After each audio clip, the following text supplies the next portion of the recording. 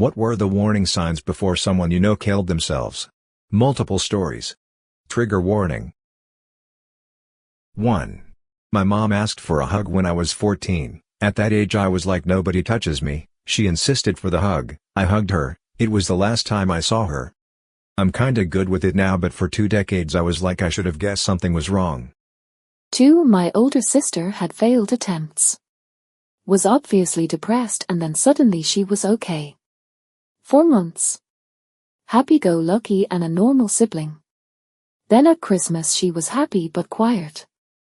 Sat back and observed a lot. Told me she was taking it all in and wanted lots of family photos.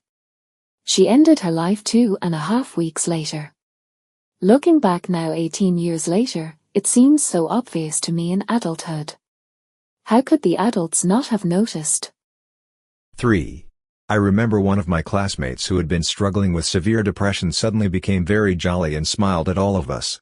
We were so happy and thought she had finally found a way to be happy again. It was a sudden and noticeable change, but sadly, she didn't come to school the next day, and we later found out she had ended her life.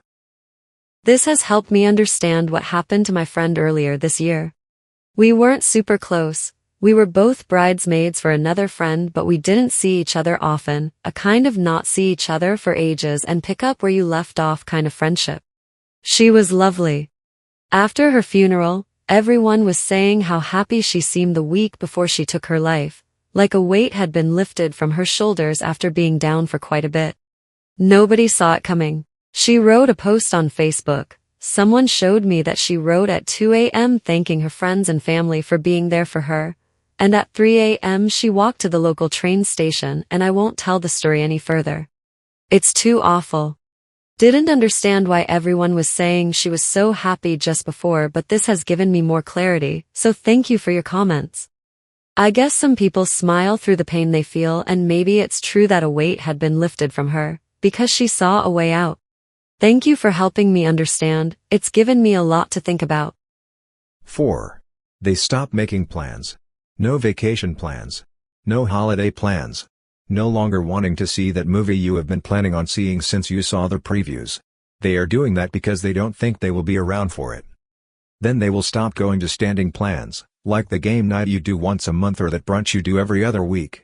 They are doing that because they want you to get used to the idea of them not being there anymore.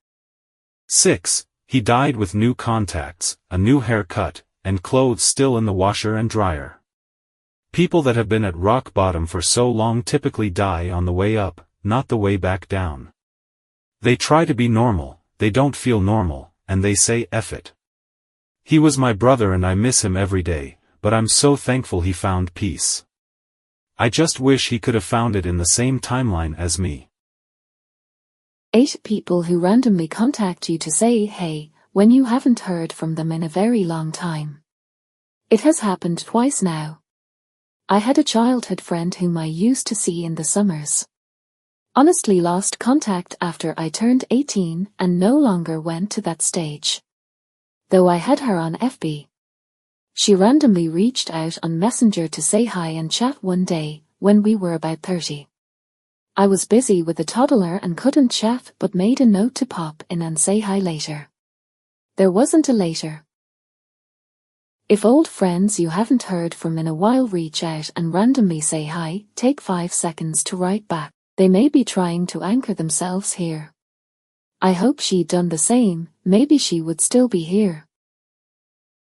9. My best friend in college did that. She talked about it for as long as I knew her for, but whenever I got alarmed, she laughed it off and said it was a joke. After every minor inconvenience, she would flat out tell me she would kill herself right then and there if I wasn't there, and only after I would get scared she'd start acting unserious. Initially it sounded like she really meant it. When COVID happened, she started responding to texts less and less frequently. She would never come out and we couldn't really make her cause her excuse was COVID. Eventually she stopped texting me back or picking up my calls. It went on for months, until she told me she wanted to meet. We went out and did all the old things. She wanted to go to all of our old spots, do all the old stuff. She even snuck us into the campus, 'cause she wanted to see it again.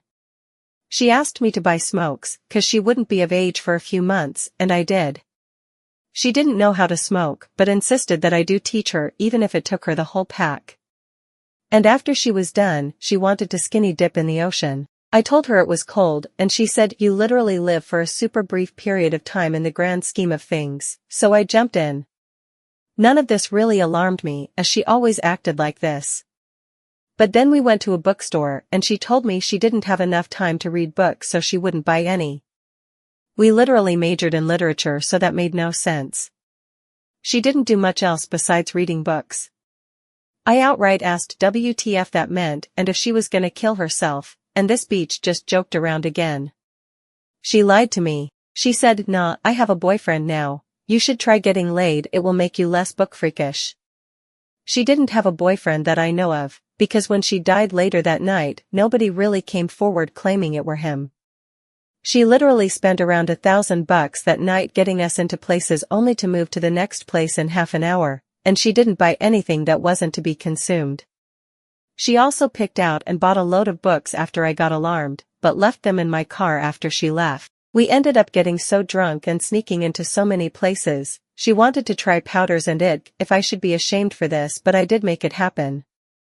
I told her to spend the night with me, 'cause I was genuinely suspicious she was going to. But she said her parents are waiting and they would bug her, so I dropped her off, knowing her parents are there. I texted a few of our other friends to get a hold of her parents, and we eventually found out they were out of town. We called the cops and they got there too late. She didn't even wait long enough to change out of her party clothes, didn't even lock the door behind her or turn the lights on. I will spare you the details of how she did it, but there hasn't been a day when this hasn't been my fault, with all I believe in. I was the last person to ever see her.